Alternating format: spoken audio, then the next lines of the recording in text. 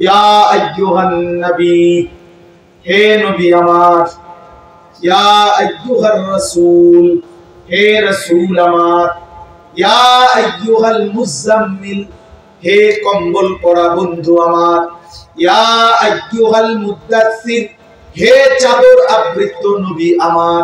কখনো চাদর পরা নবী, কখনো কম্বল পরা নবী, কখনো হে নবী আমার, হে রাসূল আমার, এভাবে ডাকতেছে।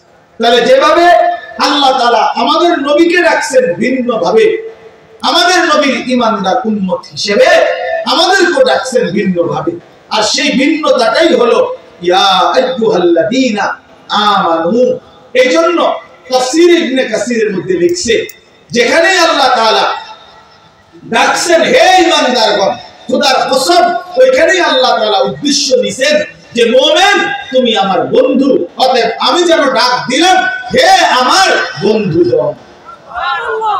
এজন্য হে মুমিনগণ, হে ঈমানদারগণ, এই কথার অর্থ হলো হে আমার বন্ধুগণ, বন্ধুগণ। এজন্য প্রতিটা মুমিন আল্লাহর বন্ধু, আল্লাহর বন্ধু মুমিন, মুমিনের বন্ধু আল্লাহ, আল্লাহ। অতএব বাফামা, এবার আমি একটা কথা ছোট্ট বলতে চাই নওজোয়ান ভাই সবাইকে, পর্দার আড়ালের মা বোন আপনাদেরকেও, বাবারা আপনাদেরকেও, আমাকেও, উসিকুম ওয়া ইয়া, আপনাদেরকেও বলছি আমাকেও বলছি, একটা ইনসাফের সাথে বলে দেখেন। শব্দটা বলে নতুন ভাবে আল্লাহ আমাদেরকে ভালোবাসা দিয়ে ভিন্ন শব্দে ডাকছেন, আমাদের নবীর ভালোবাসা দিয়ে ডাকছেন 89 বার আল্লাহ কোরআনে 23 বছরে আমাদেরকে ডেকেছেন হে ঈমানদার বলে বলে, আমাদেরকে আল্লাহর হুকুম মানতে বলছেন হে ঈমানদার বলে বলে, আল্লাহ তাআলা আমাদেরকে গুনাহ ছেড়ে দিতে বলছেন। এবার ইনসাফের সাথে একটা বার বলেন যে আল্লাহ পাক 89 বার বললেন, মহব্বত করে বললেন, নতুন শব্দে বললেন, ভালোবাসার সবটুকু দিয়ে বন্ধু বানিয়ে ডাক দিলেন। এরপরেও যেই বান্দা সেই রবের ঈমানদার পরিচয় দিয়েও যে তার রবের ডাকে সাড়া দেয় না, তো তাকে আর কতবার ডাকলে, আর কতবার বললে, আর কেমনে বললে তুমি বান্দা, তুমি বান্দা, আল্লাহর ডাকে ঈমান আনতা, বিশ্বাস করতা, মেনে নিতা। এবার তুমি বল।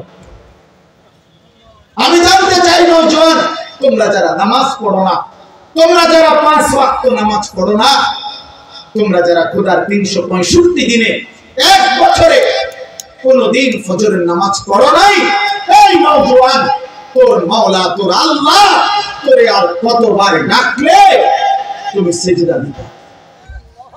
বলো না ফরমান, বলো না ফরমান। যাদের কপালে সিজদা নাই বলো না ফরমান, বলো আল্লাহ কতবার ডাকতো তোমাকে? কোরআন শরীফে আছে ফাবি আইয়ি হাদিসিন বাদাহু ইউমিনুন। আল্লাহ তাআলা বলেন সূরা মুরসালাতের মধ্যে, আল্লাহ বলেন ফাবি আইয়ি হাদিসিন বাদাহু ইউমিনুন। এই বান্দা, আমি 23টা বছর কোরআন নাযিল করেছি, 30 পারা কোরআন নাযিল করেছি। এই কোরআনের পৃষ্ঠাগুলো, পাতাগুলো, আয়াতগুলো নাযিল করতে করতে আমি আমার বন্ধুর রক্ত মাখা শরীর, তায়েফের রক্তাক্ত শরীর আমি সয়ে নিয়েছি। আমার বন্ধু যখন রক্ত ঝরা শরীর, আমি তো তখন ছিলাম, আমার তো কলিজায় ব্যথা লাগছিল। আমার বন্ধু তায়েফের রক্তে যখন ভেসেছে, কিন্তু আমি তো মেনে নিয়েছি। উহুদের দান দান শহীদ করা রক্ত বন্ধু মেনে নিয়েছি। পেটে আমার বন্ধু 2টা ক্ষুধার কষ্টে পাথর ভাঙছে, আমি সেই পাথর বাঁধা ক্ষুধার কষ্ট মেনে নিয়েছি। বিনিময়ে আমি এই কোরআন নাযিল করলাম 23 বছর, 30 পারা কোরআন নাযিল করলাম। সর্বশ্রেষ্ঠ ফেরেশতা জিবরাইলকে দিয়ে নাযিল করাইলাম, সর্বশ্রেষ্ঠ রাসূল নবী মুহাম্মদের কাছে পাঠাইলাম। অতএব বান্দা বলো, এরপরে আমি আর কি বললে, কেমনে বললে, আর কতবার বললে তুমি আমার কথা মেনে নিতা? বলো না ফরমান, বলো। ওই বেহায়া নারীকে বলেন, ওই বেপরদা নারীকে বলেন, যেই কন্যা, যেই মেয়ে, যেই মা, যেই বোন গত 20 বছর ধরে, গত 15 বছর ধরে, গত 10 বছর ধরে বেপরদার জিন্দেগি চলতেছে, পরের ছেলেকে রাস্তার বখাটে দুশ্চরিত্র লম্পটকে যে তার শরীর, যে তার যৌবন, যে তার শরীর দেখায়, এই বেহায়া বেপর্দা এই অসভ্য নারীকে বলো যে তোর আল্লাহ আর কতবার বললে তুই পর্দা করতি নাফরমান নারী? বল বলো। সুদখোর যারা আজকে 30 বছর সুদ খাচ্ছেন, এই হারামখোর, তোরে আর কতবার বললে তুই সুদ ছাড়তি নাফরমান? বল হারামখোর, বল সুদখোর, বল এই ঘুষখোর বাটপার, বল ঘুষখোর, আর কতবার তোর আল্লাহ নিষেধ করলে তুই ঘুষ ছাড়তি বেঈমান? এই ঘটনাটা কি? কতবার বলতো তোমার আল্লাহ? তুমি মুসলমান না? তুমি মুমিন না? তুমি মায়ের দুধ খাও না? তুমি ইমানদারের পরিচয় দাও কেন?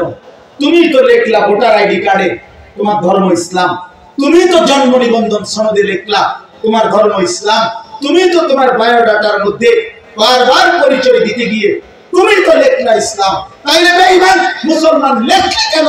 সেজদা দিলি না কেন? বলো বলো ছেলে, আরে বাটপার বলো, লিখলি কেন? পরিচয় দিলা কেন? তাহলে এফিডেভিট করো, ছেড়ে দাও মুসলিম পরিচয়, বলো রাজপথে দাঁড়িয়ে, নাহলে এখানে বলো। আজকে প্রচার হইল বেশি, কো এলাকাবাসী আপনারা আমারে ভুল করবেন না, আপনারা তো দেখছেন আমি সেজদা দেই না, আমি নামাজ পড়ি না, আমি হালাল খাই না, আমার ঘরে নাচ গান চলতেছে, আমার মেয়ে বেপর্দা, আমার স্ত্রী বেপর্দা, আমার ছেলে নামাজ পড়ে না, আমি সুদের সাথে আছি, আমি কিস্তি ছাড়া জিন্দেগি চালাই না, বিড়ি সিগারেট ছাড়া জীবন চালাই না, নাচ গান ছাড়া জীবন চালাই না। মূলত কারণ হইল আমি ইসলামের পরিচয় দিতে লজ্জাবোধ করি, আসলেই আমি মুসলিম পরিচয় দিতে লজ্জিত। লজ্জিত এটা বলো, এখন দাঁড়ায় বলো, এখন বলো না তুমি।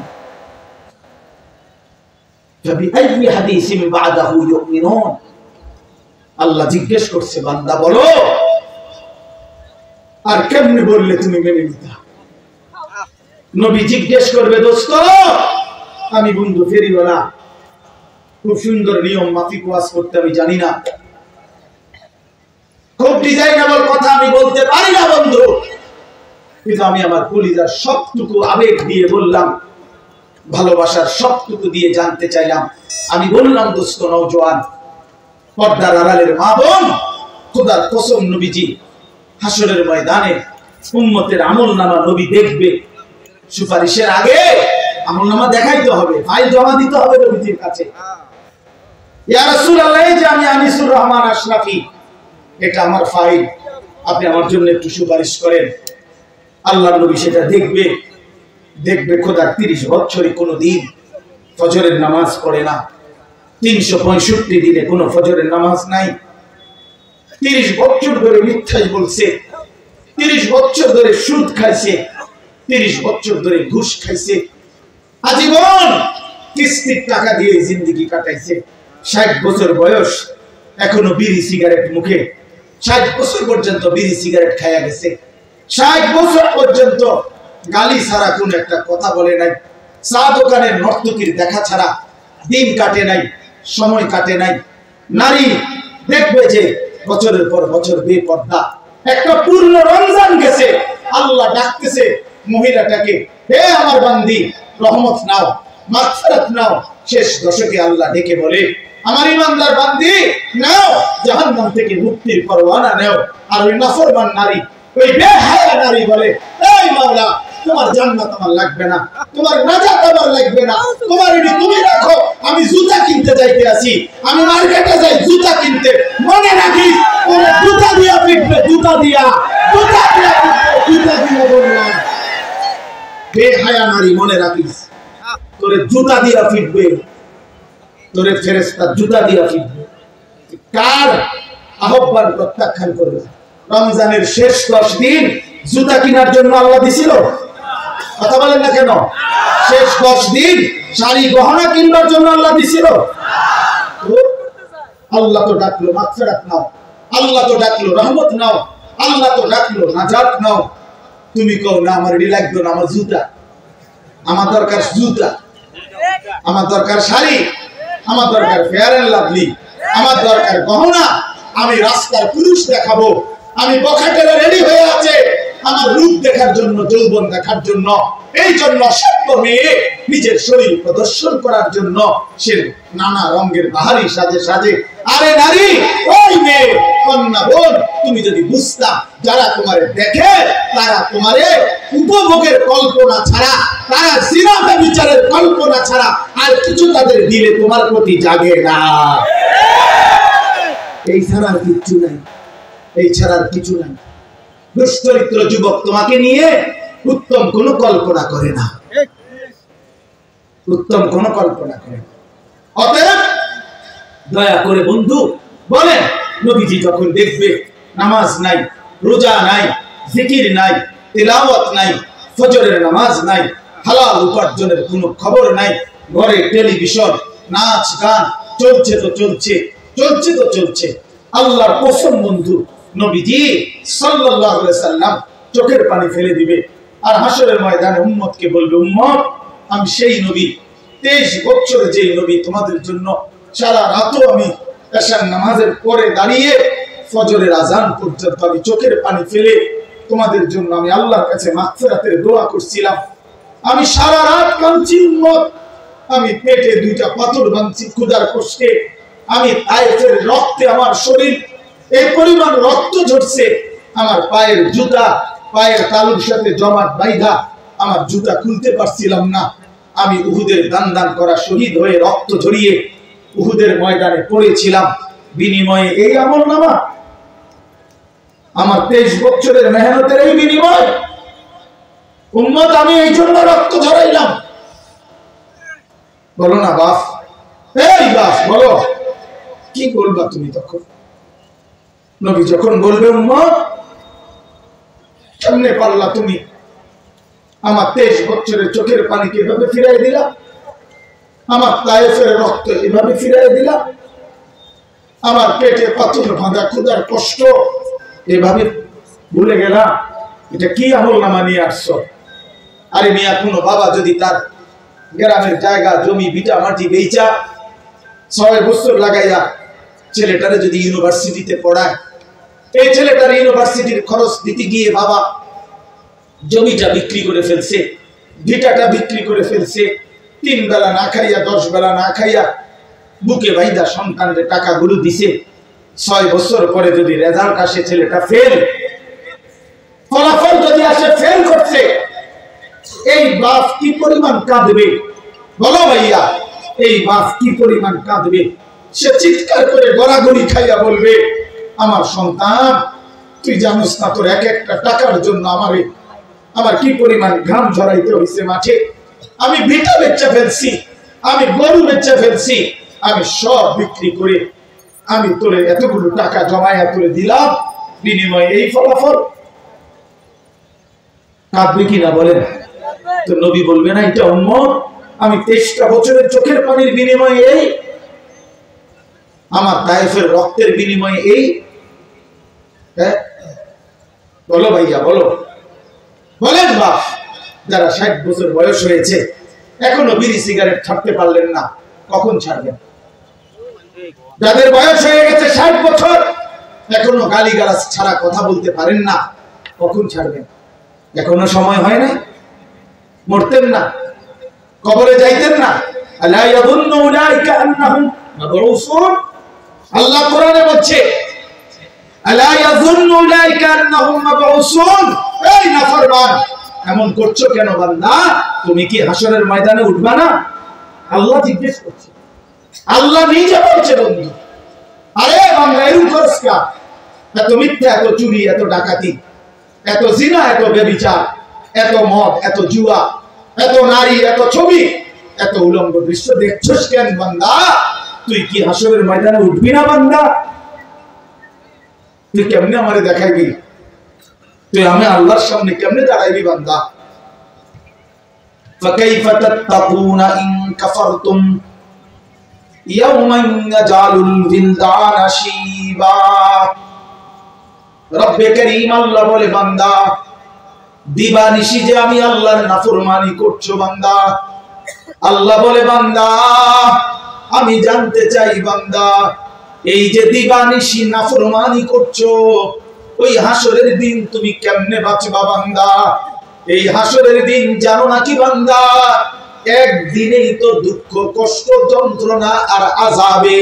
হাসরের একদিনেই কোলের বাচ্চা বুড়া হয়ে যাবে, বুড়া হয়ে যাবে।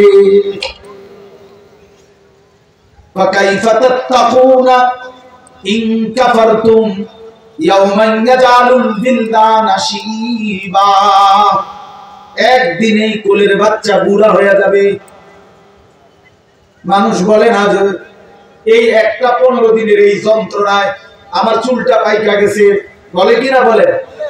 এই 3 মাসের বেদনায় আমার চুল পাইকা গেছে। রব্বে কারীম বলে আখিরাতের একদিনের যন্ত্রণায় কোলের বাচ্চা বুড়া হয়ে যাবে।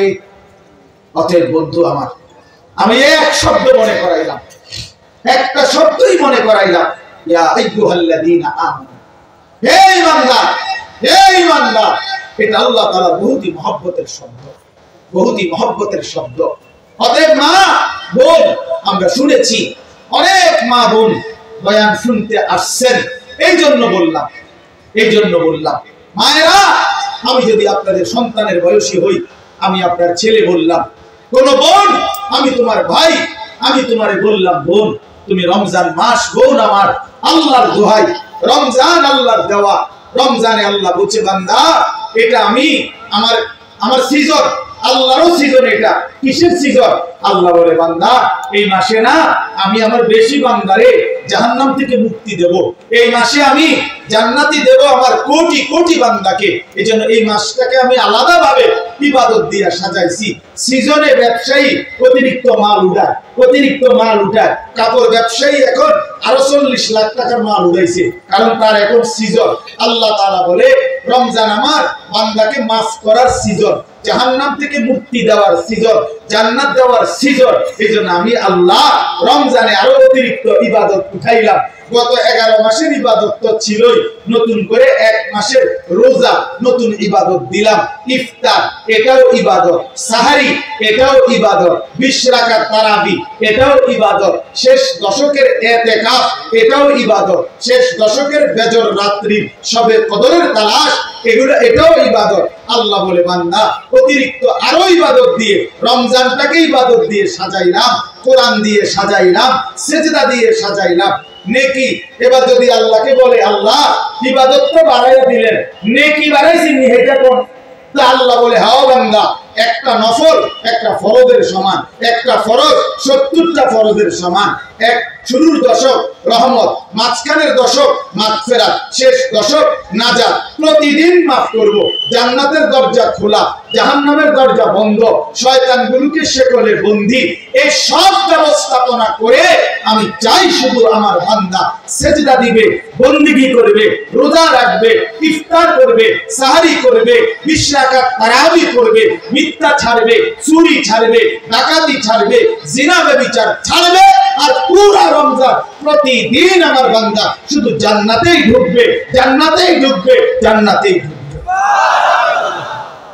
লাআল্লাকুম তাত্তাকুন।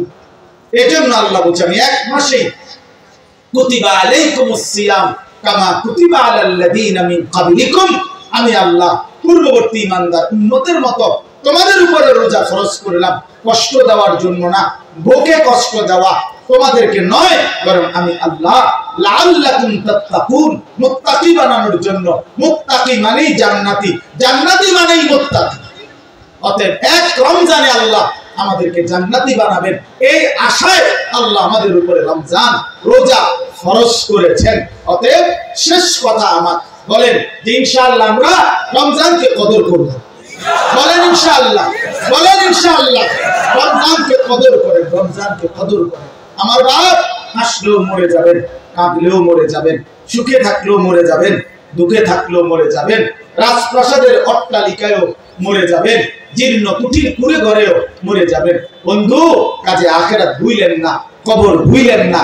চলেন সিদ্ধান্ত নিয়ে গুনাহ ছেড়ে দিয়ে আল্লাহর ইবাদতে ডুবে আজকের শবে বরাত রাত্রিতেও আল্লাহর কাছে দোয়া করেন, কান্নাকাটি করেন, দোয়া মাফ চান আর বলেন মাওলা রমজান পর্যন্ত হায়াত দেন, রমজানের রহমত মাগফিরাত আর নাজাত দিয়ে আমার গুনাহ মাফ করে আমার জান্নাতের সার্টিফিকেট দিয়ে দেন।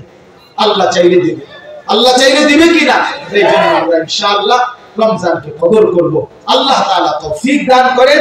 আজকের এই বরকতময় মাহফিলে আল্লাহ তাআলা ভরপুর বরকত দান করেন। আগামী দিনেও এই মাহফিলকে আল্লাহ তাআলা কায়েম দায়েম করে দেন। আমিন। সুবহানাল্লাহি ওয়া বিহামদিহি।